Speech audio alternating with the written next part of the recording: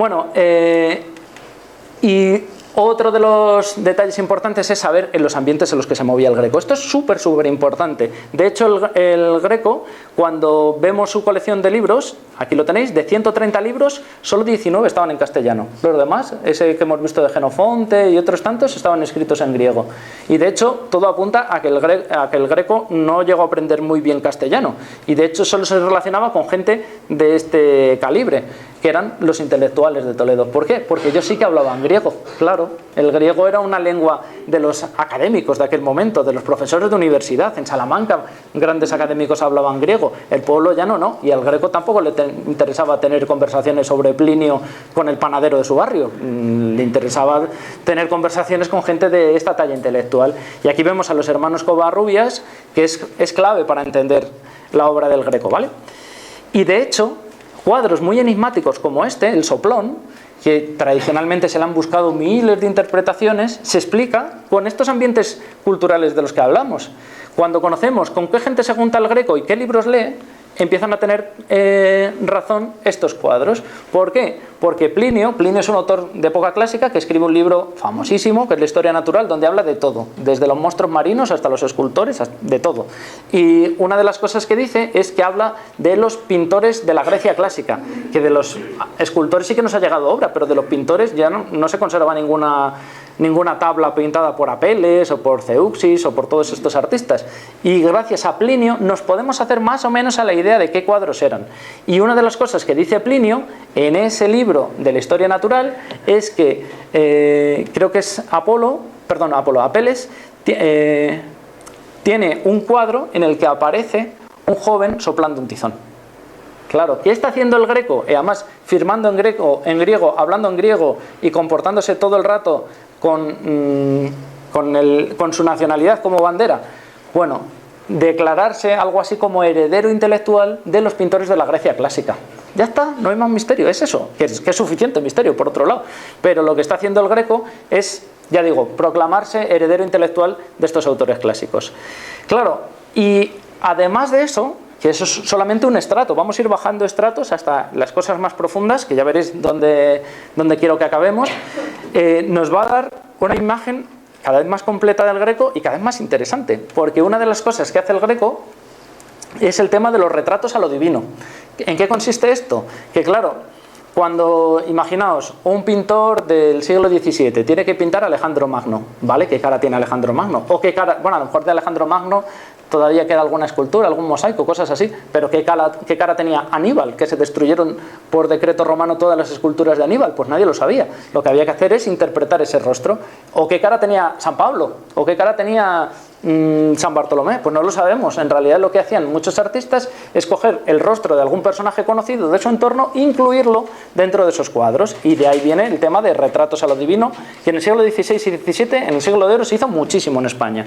Y la prueba evidente lo vemos con estos amigos del Greco, con los hermanos Covarrubias, y el cuadro del entierro del conde Orgaz.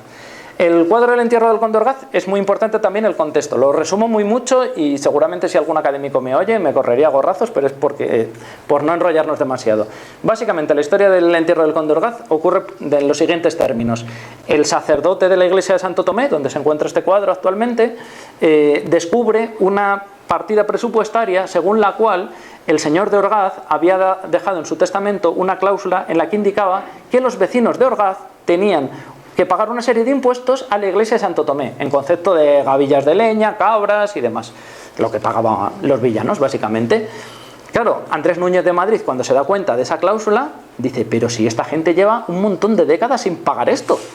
Les mete a pleito, gana el pleito y gana en consecuencia un montón de dinero suficiente como para poder contratar al Greco y encargarle que represente este cuadro. Y este cuadro lo que viene a representar es un presunto milagro que ocurrió en el cambio del cadáver del señor de Orgaz, que estaba enterrado en la iglesia de San Juan de los Reyes, hasta que le trasladan a la iglesia de Santo Tomé.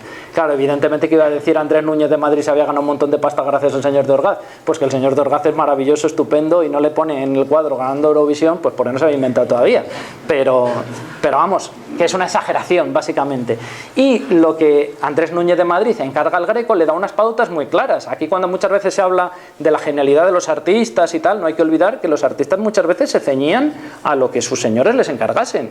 Yo siempre pongo el mismo ejemplo. A lo mejor Velázquez, cuando pintó las Meninas, estaba hasta el gorro de pintar a la infanta Margarita y no tenía ninguna gana de pintarlo, pero era lo que mandaba el rey. Bueno, pues en este caso ocurre algo parecido. Al Greco le encargan que pinte este cuadro y le dan unas pautas muy claras. Se tiene que ver al señor de Orgaz, que aquí le vemos, con un séquito que le acompaña, evidentemente los sacerdotes y el capellán y el sacristán que dirigen esa comitiva, y el cielo abriéndose, recibiendo el alma del señor de Orgaz.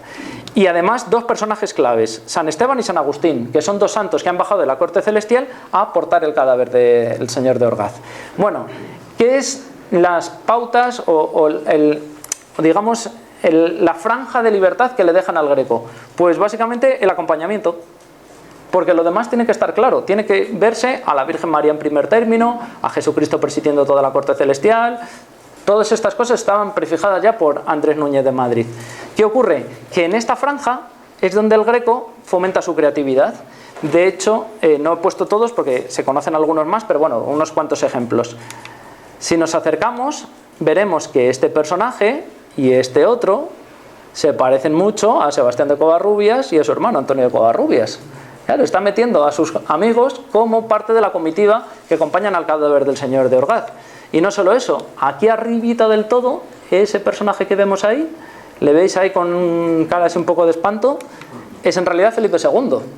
Que decían, es un detalle macabro porque pinta al rey en la corte celestial cuando todavía no se había muerto y demás. Bueno, en realidad toda la composición el Greco la está copiando bastante de la Gloria de Tiziano, que Tiziano hace lo mismo para Carlos V en Juste, y también pone en esta zona a Carlos V, a su esposa Isabel de Portugal, a Felipe II, que no se había muerto todavía, también le pone en el cielo. Bueno, cumple con ciertos cánones.